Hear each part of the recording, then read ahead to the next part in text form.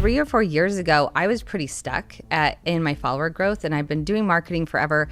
And so I was like, I've got to figure this out. Yes, I'm going to use AI. It knows marketing well enough that you can say, like, I need to do attraction content, I need to do nurture and sell.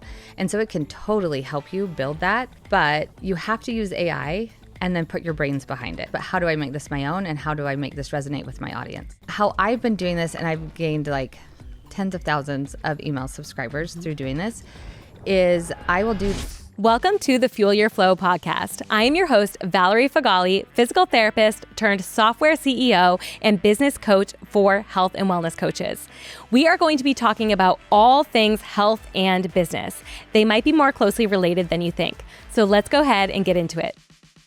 So Michelle, you and I first met at a mastermind a while back, and we have been meeting every couple of months since then. And one of the things that I love about getting together with you is that I always leave with these aha moments that then translate to momentum and action in my business. So I'm really excited to bring that to our listeners today. So thank you for coming on. I'm excited. If you meet me and you don't leave with an assignment, then I haven't done my job. Okay, this is great because I think a lot of our listeners need that action step. So Instagram growth, which is what you specialize in, is challenging organically. It's definitely a strategy. So we see people killing it on Instagram, and we know that it's not luck, it is strategy that goes into that.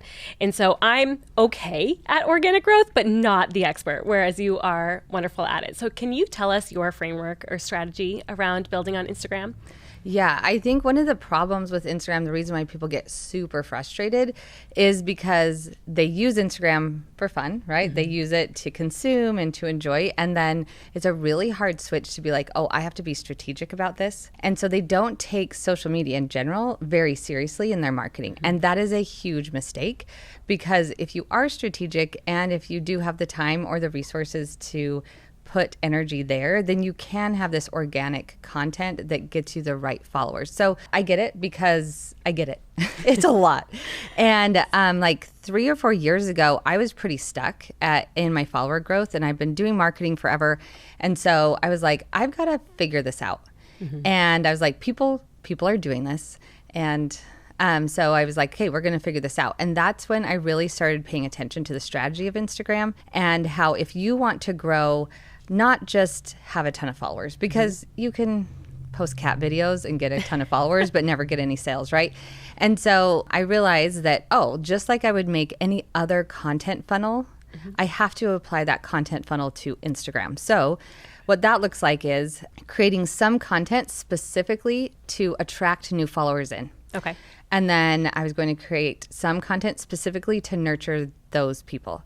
And then I could sell to them. If you only do attraction content, it's really hard to sell because you don't have that nurture, building know, like, and trust value. If you always sell, people turn you off, right? Because you're just selling to them, you're a commercial. And if you only nurture, then you're never going to grow. And so your audience stays pretty capped. Okay. And so having a good portion of your content like allocated in that way allows you to look at it strategically. And do you want all the numbers? Do you want the numbers of how to do this? Let's see it. Yes, I would love the numbers. So I do my 3-2-1 method. So let's say you post 6 days a week. Okay. Just for math's sake, you're posting 6 days a week. You are going to post 3 attraction content, 2 nurture, and 1 sell. So 3-2-1. Yep. And what that does is Instagram is a really great top of funnel place, right? Because if you do organic content well in the right way, Instagram can just for $0 bring you the right people. And so you have that attraction content up front that's going to be, you're doing more of that because that's what this platform's used for. Yeah. And then you have that nurture content to back it up. And so when people do see your content, that they want to follow because they see that you're bringing value. Okay. And then you have the sell content because we need to make money. So of course, yes. Yeah. I like how tangible that is. So we're breaking it down 6 days a week, 3, 2, 1. Now, the big topic of the year is AI, right? And so can we use AI to help us create maybe a content calendar or something around this in order to make sure that we're hitting those numbers, that framework that you set up for there. Yeah, obviously can use AI. I think what I would focus on, because like we even were talking before this about how like you can have a podcast and you can video it and then you can take those and, you can edit those down and you can use AI for that sometimes. But really thinking about, yes, I'm going to use AI. I can do that with like if I'm creating a chat GPT, like going to chat GPT and creating a calendar, it knows marketing well enough that you can say like, I need to do attraction content. I need to do nurture and sell. And so it can totally help you build that. The thing that I just am always like, you have to use AI and then put your brains behind it, right? Because there are things that are going viral right now that AI can't, it's not there, right? So AI can totally support you, but you just need to make sure that as you're using these, either AI to edit or AI to, to create that content calendar, that we're really thinking through, okay, great, I got this, but how do I make this my own? And how do I make this resonate with my audience? Right. So it's lacking that connection piece, that empathy piece. Right. But it can help you with some of the back end admin Oh, work. absolutely. Okay. AI, yes. Anytime you can outsource, you outsource. So give us some tricks. So first of all, what's most important for engagement? So boosting engagement on Instagram isn't just likes, right? So what's important for engagement and what are some tricks that we can use to boost that? Sure. So one of the things, this is always changing and evolving, especially this year. So a few weeks ago, Instagram just released reposts, which is, if you've been on Twitter or X or whatever, you know what a repost is. But now you have a whole repost feed. So if I repost your content, people can go to my repost feed. It's different than my regular feed, and they can see the content that I'm reposting. Okay. And this is really, really valuable because Instagram was seeing that the way people were using Instagram is they were hitting share, right? But they're sharing in their DMs, they're sharing to their stories, they're sharing to a specific small group of people. Okay. And so, but that's how people like to use Instagram. They see a funny video, they see something interesting, and they think of that one person, and then they share it, right? So then they introduced reposts, and having a whole repost feed is crazy because now when if someone shares a piece of my content, if they share it to their DMs, that one person sees it and then they forget about it. But a repost, it goes to their repost feed and it can live there for a long time. Interesting. Okay. And so reposts and shares, because that's how people are using Instagram, are going to be much more beneficial than saves. Because if you think about like a save, if like even just logistically, if someone saves that piece of content, no more eyes are getting on it. Right. And so while that's good, it means it was valuable. I usually look at saves as like my nurture content. Okay. Like if something is being saved, I'm like, okay, like that nurtured them, that made them want more. And then if someone is sharing it or reposting it, then that is going to be that attraction content. Okay. And so that's what Instagram is looking for is that kind of engagement. Give us an example of that. What is an attraction piece and what's a shareable piece of content? Some of the best, either for my clients or for me, is if it's something that someone can take and do and use right now. So you probably have seen, you've probably consumed it and shared things that are either like, oh, this is so me, that's like, oh, these people totally get me, right? Yeah. Another one is if it's like that usable piece of content that's like, I did not know that's how you clean an oven, right? Like it's stuff like that it's like, oh my gosh, like I didn't know that. I need to implement that right now and I need to share it with my sister. Okay. So we're social, right? We are social people. This is social media. And so that's how people are consuming it. And so we think about your ideal audience member. Would they save this or would they share it? Is there someone in their life that they would share this with because they're like, oh, this is so valuable? Got it. Okay. So when people are looking at their metrics, I know for me, sometimes I'm posting and I'm like, oh my gosh, the more I post, the less engagement I get. And it's frustrating, right? Yeah. For any creator. And so what should we be looking at in order to tell us, yes, you're moving in the right direction, or maybe this type of content isn't what your audience is looking for? Yeah. And I always will go back to like, what is your goal? So for attraction content, right now you can see analytics are always changing, like what they actually show you, but they're showing you followers versus non-follower reach. Okay. So if I am building an attraction piece of content, the whole goal is to get my content in front of new people, then I'm going to go and look at non-follower reach. Is it more than my follower reach? If so, that did its job. Okay. Repeat that. If it's yes, tell me that again. So you can see what percentage of people that saw your content follow you versus non-followers. Okay. So if I create an attraction piece of content, I want my non-follower reach to be higher, right? Because I want more people who don't know me to see that piece of content. Okay. And so that's one analytic that I look at. Some other analytics that Instagram is really paying attention to, and if you're a YouTuber, like you're going to be like, oh yeah, I get this. It's that it's retention, right? Audience retention through your whole video. So it's showing you a percentage of people who drop after the first 3 seconds. It's showing you how long people are watching, and it's also showing you when people are interacting and engaging with your content. Like if you do a carousel post, which is a post with more than one picture that people just scroll through, it's showing you like when people are liking it and when people are commenting, like which slide. So it's really paying attention. The analytics, the algorithm is paying attention to what kind of content is driving people to action and what isn't. Okay. And where do people find these analytics? Like, where do they actually go to take a look at the numbers? Yeah. So if I'm looking at one piece of content, then you can go to that piece of content and you click on insights and it'll just show you for that piece of content. So you just click insights. It'll be under your video, scroll down and it'll show you all that. You can also go to your dashboard, your creator dashboard, and look at insights. Instagram just introduced on that dashboard that it like shows you like a month in review, and it'll show you like what piece of content did well, how many followers you're gaining, all of that kind of thing. So they're trying with their analytics, which I love. And so you just can go take a look. If you have like a third-party app like Later, then they show you a lot more analytics, and so that's kind of nice. If you're getting into the nitty-gritty, which I like to, then there's third-party apps you can do, but you can get a lot of information from what Instagram shows you. Okay. So going back to what you said about watch time and how long people are staying on your content, give me some examples of good hooks or ways that we can really engage the audience early on so that they want to watch more. Yeah. So there's 3 different types of hooks, right? You have your visual hook. So like that's what I'm doing on dancing or whatever on the screen. And you have the verbal hook, and then you have a written hook. Okay. So that's just on your one piece of content.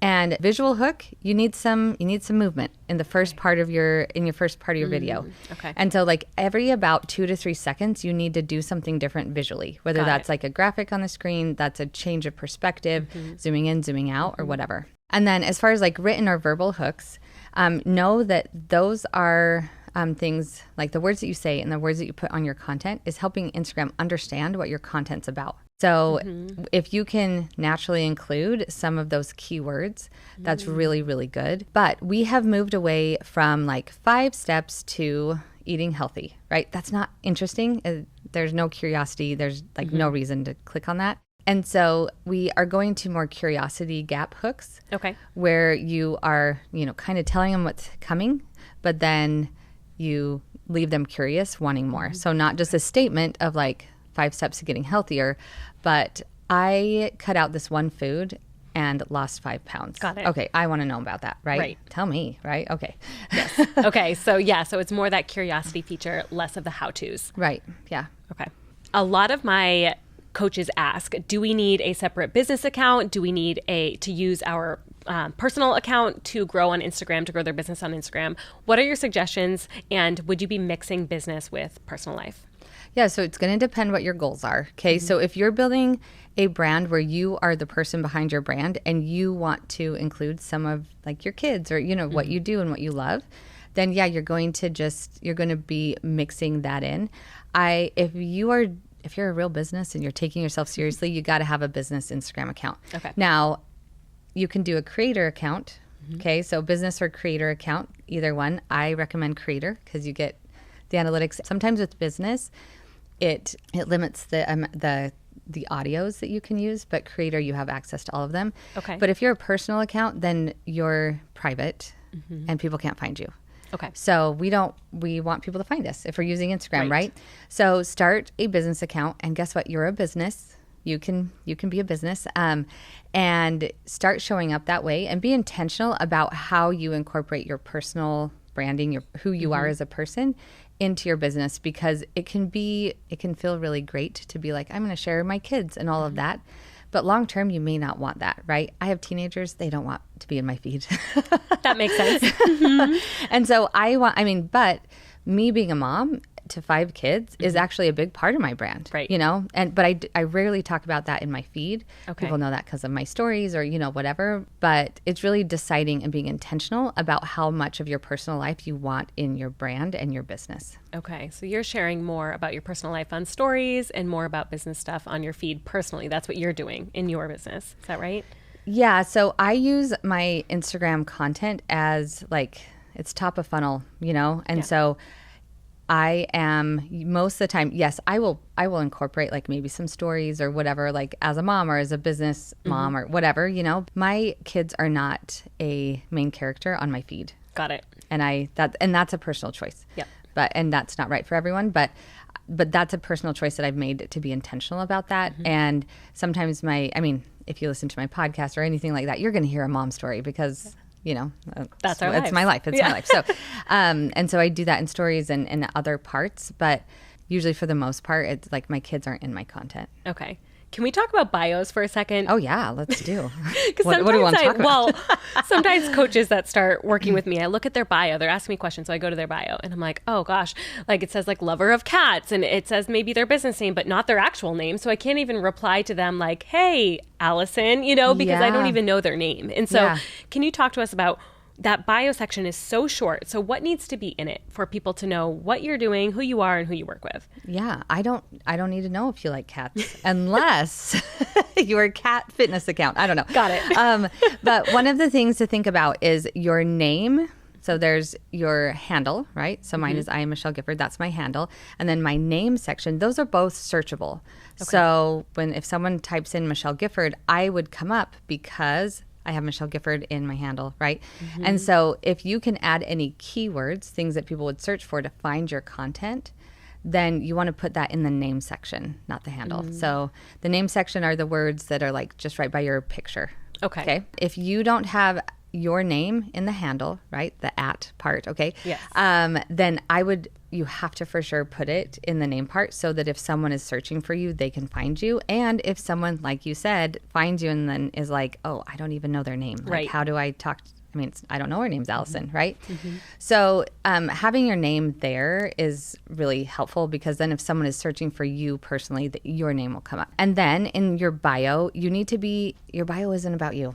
Sorry, your cats or your coffee loving. Whatever. It's not about you. So it is just a really mini resume of to let people know if they should follow you or not. So how someone finds you usually is they're scrolling through content and Instagram puts your content in front of them. They might like it and then be oh, okay, tell me more about Allison, right? And then they go to your bio and see what you're about. And if it's not clear what you do or how you serve someone, how you serve that person specifically, then you're not going to get a follow. Got it. And so that bio needs to talk about who you serve, how you serve them, and what you want them to do. So a clear call to action. And if you have some space, any authority that you can put in there, served 3,000 clients or, help this, whatever. That's also really helpful. Okay. But your bio it's short. It's not very many characters, but it needs to be very, very clear, what you do. It's not a place to be cute. We're not being cute there. We just have to be clear. That's it. Okay. So now I want to know how to take people from Instagram and sell them into your products because it's great to have all these followers. Sure. But if they're not moving into our actual sales funnel, then, what's the point? And so talk to us a little bit about your strategy of taking them from Instagram and moving them into your products. Yeah, so Instagram has some really great things right now that are going to help you. So first of all, they are really okay with DM automation. So I use ManyChat. Maybe you've heard me talk about that, but ManyChat, and there's other ones that do this, but ManyChat is a way that you connect it to your Instagram. It's Meta Business verified, and you can do it's if someone says comment this and I'll send you this in your DM, that's through ManyChat automation. Okay. Now the cool thing about this is you used to only be able to be go click in my bio. Well, that's really disruptive if someone's scrolling, right?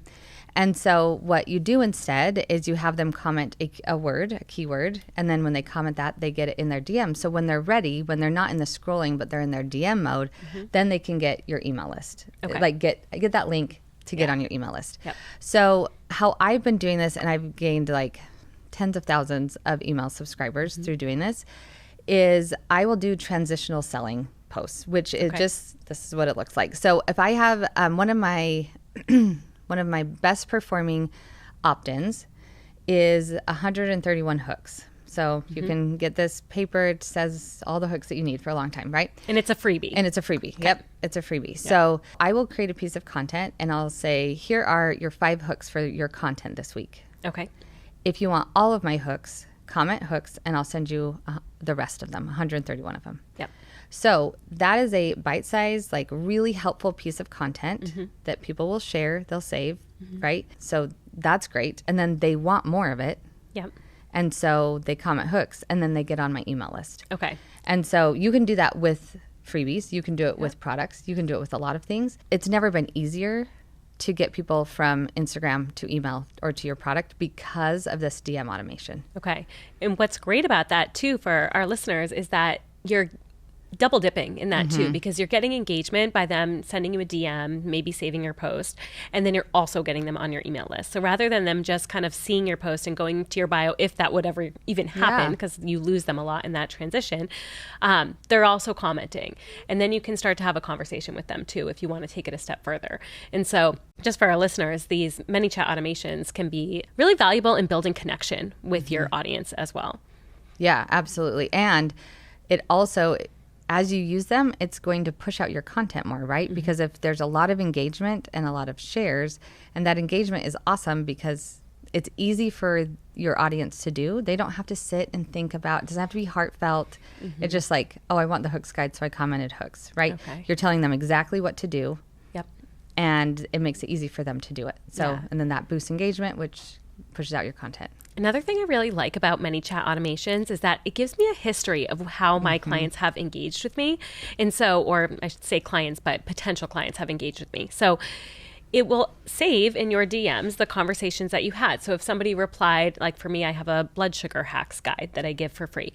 And so if they apply, I forget what it is, hacks or something, whatever that is, they get the blood sugar guide. So I can see that all in the DMs. So then if they message me 2 months later asking, hey, I'm interested in your vault or interested in this and that, I can see, oh, you already got this. This was a little bit sample. We go dive deeper and I can talk to them from an understanding of how they've engaged with me before. Yeah. So I like it for that. Yeah. And I think also just knowing that they are starting from square one, right? Like they're like, okay, they're a little bit warmer of an audience because they've gotten something from me, something free. So yeah, I love that. And I also think one of the things people are sleeping on right now is using DM automation for stories because people just, I don't know, they're not paying attention. They think stories is like, hey, I'm just going to go like film my day and show little pieces instead of using it strategically and getting those, I mean, stories are your warmest audience and getting those people to either buy. I do a lot more like selling in my stories, but using DM automation because it boosts that engagement because they're interacting with your stories, you know, and gets your stories out there. Well, I think maybe what people don't realize, because I didn't realize this, is that it's a separate automation that you have to set up. In my mind, I was thinking, okay, if I share this reel in my story and they reply on my stories, then it would automatically go out to them. Yeah. And it doesn't. It's a separate automation that you have to set up. So I think some people don't realize that when they're new to ManyChat. And ManyChat's really easy to use. Yeah. Can you comment on that? I mean, it's not this big thing. People are like, oh, DM automations. What are they talking about? These workflows, these automations. It's so simple. Yeah, it's really, really simple. And like they have an app. You can do it from your phone. Like I could set one up right now in like 2 minutes. And they have a lot of, they have templates that you can start from. Using 2 flows, like one for your DMs, one for your feed. That's really the place to start. You don't need to go too much more in depth at the beginning, but you can. I love that it's so easy to get started, but it can be very complex and get you a lot of information. You can do quizzes, you can send a lot of things, but just starting with those 2 things, and it's free at the beginning. Like ManyChat is free to start. So now that these people are on your email list, so you've used ManyChat, you've gotten them onto your email list, what are you doing from there? How are we getting them onto our sales page at that point? with your opt-ins, you probably should have a welcome sequence, right? Once they get the opt-in, then or welcome/sales sequence, right? To get them from, oh, I just got this guide to, oh, I love Valerie and now I want to buy her product. So you should have that sequence set up. And then I have regular nurture emails that I send out weekly. Okay. And then when it is time, I do more launches right now. It depends on what I'm doing. But then when I am launching, they're like, I've nurtured them. They're ready to take that next step. I have a question that I've been having an issue with on Instagram, and it's links in your stories. So we talked about these ManyChat automations. Is there a downside of using links to bring them to a website from your stories? Should we always be using ManyChat? Does it kill our stories to have links in there? Kind of, but it's not a conspiracy theory. I know people are like, Instagram hates me. I'm like, but just think about how you use stories. So let's say you're in your stories, okay, and your first slide is a link. Okay, they click on that link, and then what do? They leave Instagram. And then when they're done, whatever, they come back. They might, they're on a different headspace right now. So they probably exit your stories and look at someone else's or whatever. So what does that signal to Instagram? That this isn't a really great piece of content that I should be pushing out to people. Yep.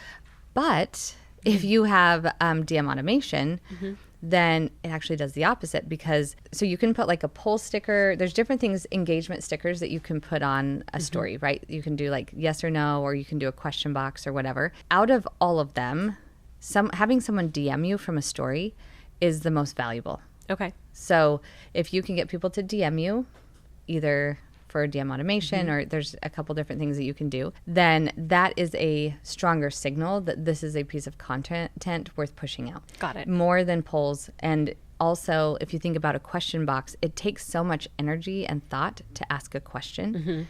And so less people do it. Okay. And so that's a signal, right? Less people are engaging. So less people, I'll push this out to less people. So those quick DMs or those quick polls, something that people can easily engage with. Yep. And I think a lot of people forget that Instagram is a business. And so Instagram needs to make their own money. And the way they do that is by having people stay on the platform and engage with the platform.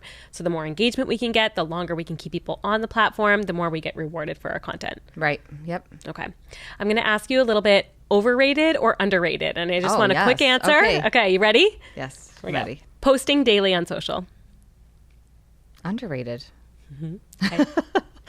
Influencer partnerships. Ooh, underrated. Okay. Yeah.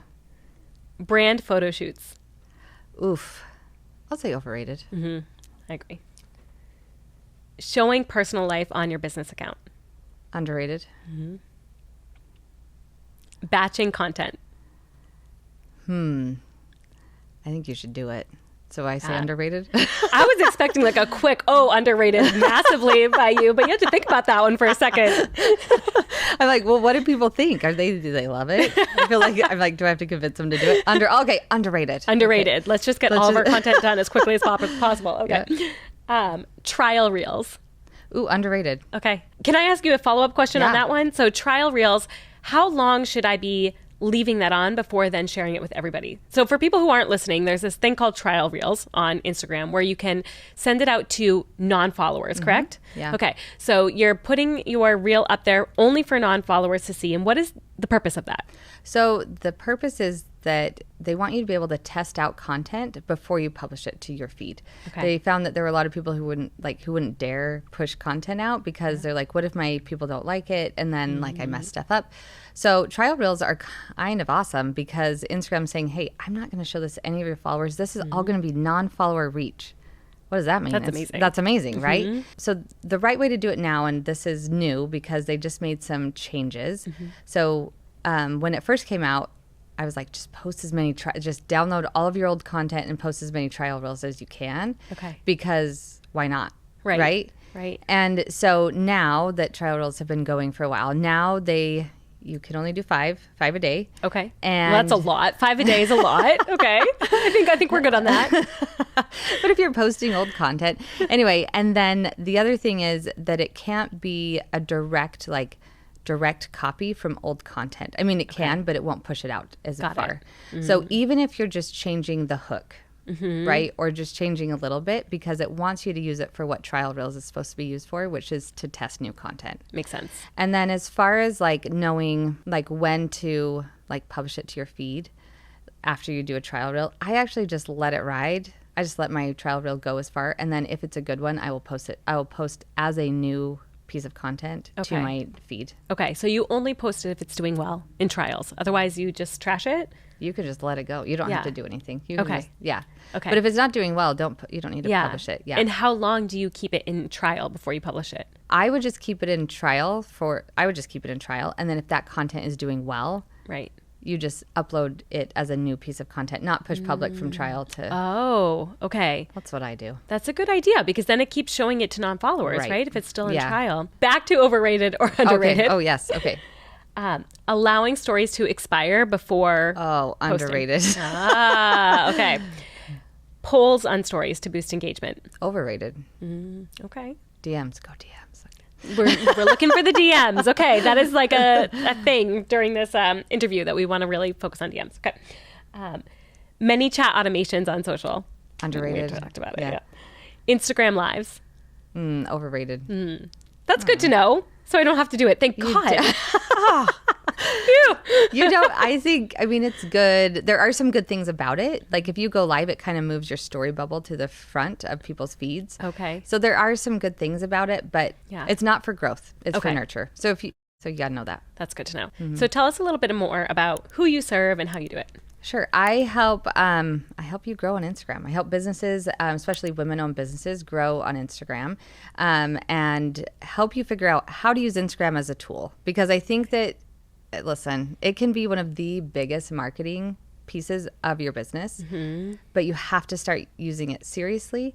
You have to start using it strategically, and you have to know how it works. Okay. And so I break down Instagram in simple terms. I help you figure it out and how to start using that for your business. Amazing. Where can people go to find you, Find Michelle? me at I am Michelle Gifford on Instagram, anywhere actually. So I have a podcast, I have a YouTube, I have all the things, all the places. Amazing. Thank you so much for coming on. This was fun. Yep. Thank you. All right. I hope you enjoyed our conversation from today. Any links we discussed will be in the show notes below. Also, we would be incredibly grateful if you would leave us a 5-star review. This helps us keep the podcast going so that we can continue to provide value for all of you. I hope we see you on the next one.